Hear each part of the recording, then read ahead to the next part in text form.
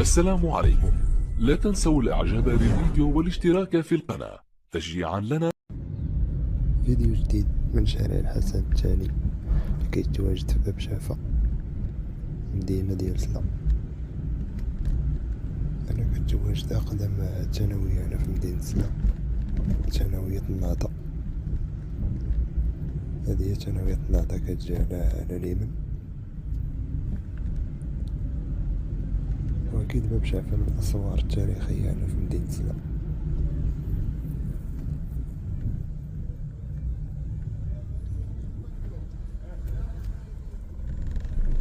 كاين باب شافا وكاين تيجي في الجنب ديالو نيت من الأسفل كاين باب سبتة. هذا هو باب ديال شافا.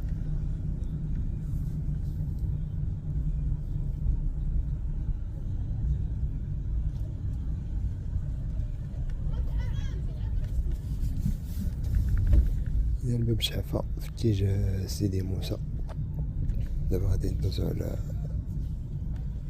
واحد المسجد اللي معروف هنا نيت في هاد الحي، جامع مسجد الإمام مالك، يعني من أكبر المساجد هنا في هاد البلاصة.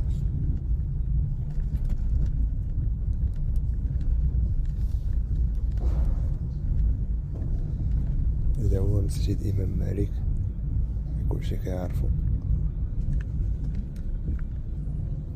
كذلك في المدينة ديال سلا كاين أكبر المساجد هو المسجد الأعظم أو الجامع الكبير. هنا كاين المقاطعة ديال المريصة.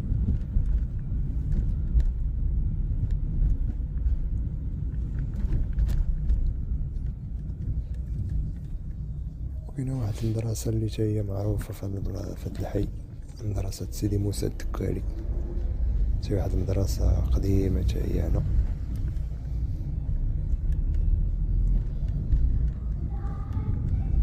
وللأسف هاد البلاصة فيها واحد الشجرة دارو كاين هنايا ما هاملينها بزاف.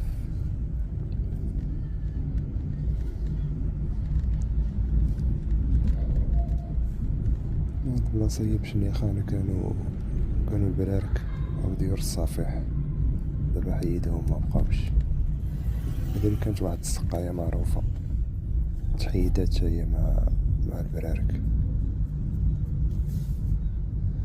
البلاصة هي بشنيخة.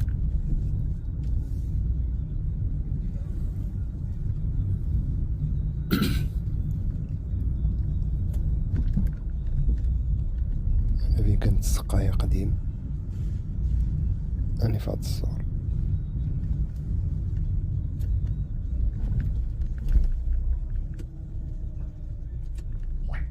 دابا من أشهر الشوارع في حي سيدي موسى شارع وجادة.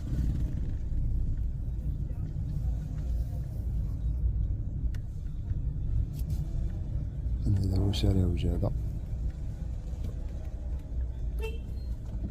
أنا باقي محسوب هنا بشنيخة.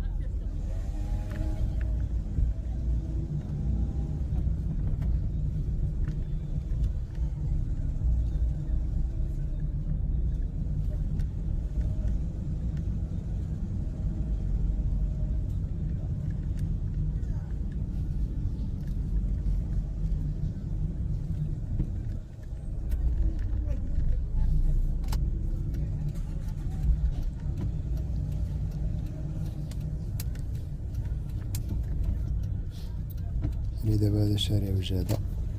هنا تلقى كتعرض للسنبولة، قوى السنبولة. شارع وجادة أكيد جامع السكينة راه كيعرفو هاد البلاصة، هاد الشارع. تا اللي ماشي ولد سيدي موسى راه أكيد يعرف شارع وجادة، يعني معروف.